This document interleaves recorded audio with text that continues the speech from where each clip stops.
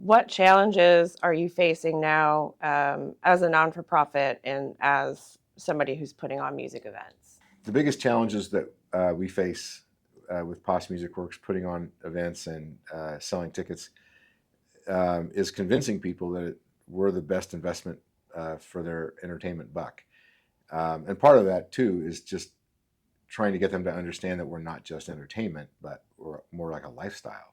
I feel like we're a more real, you know, uh, we're a more real way to engage with the world. Like the music is real, the songs are written by the people who are performing them. The music is being played right in front of you by people with their real hands and everything. None of it's AI, none of it's created in a lab. If you're going to be at the Moccasin Creek Festival, you're going to be around 500 to 600 people who share your values, who share your love of music, and who share your soul a little bit. But you can definitely meet people and become friends, and you'll see them year after year for the rest of your life as long as you keep coming. I talk about what a festival is all the time because it's so important to me that people understand what we're trying to do with our festivals. We have Moccasin Creek Festival, we have Summer Sundown Music Festival, and we have Little Grassy Get Down. And all three of those festivals are less than 1,000 people. When people think of a festival, they tend to think big, like these giant spaces with tens of thousands of people, or 5,000 or 8,000 people. They tend to think of long lines for a warm beer that costs $13. They tend to think of waiting in line for a sneaky porta potty that is going to be filthy and they're going to have to clean it before they use it. And none of that is the case at our festivals. There's never more than 1,000 people at any of them so far. And frankly, we build it that way. We have flush toilets and hand washing sinks. The lines don't tend to be more than one or two people for the restroom or for the vendors. And a beer costs you anywhere from $3 to $7.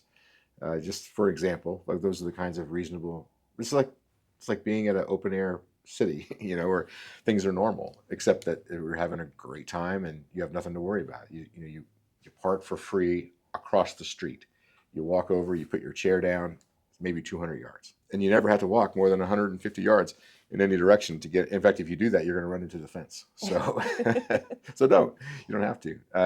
And of course, there's plenty to do around. That you could leave the festival grounds and go a few hundred yards to the free, beautiful beach, or to the playground. There's volleyball courts and pickleball courts and disc golf course. There's a lake you can swim in, or you can rent a boat or a kayak. I mean, it's just unlimited number of things you can do out there, and it's all you're always in the shade.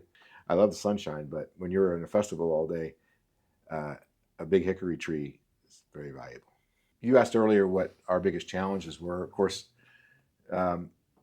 selling tickets, convincing people that this is a worthwhile expenditure of their time and money is always a challenge. But it's an important thing that we do for the community, as I've said. But they're going away. The little festivals are blinking out at a rapid pace, and it's because people sometimes they just don't make them a priority, or they think they want to go to something else. But I get it. There's lots of demands on everyone's time, and but here's the bottom line: is if people don't make it a priority, then it's going to blink out too. We can't. We rely on the public to support the events. Now we can get grants occasionally, less and less so these days. We can beg for money from the community, which we do, and they're very generous. But we really rely on the ticket sales to make this balance out. And if we don't sell enough tickets, there's no safety net for us. If we lose, we lose. And so I would say if you value it, support it, please, and we will do the very best we can with your support.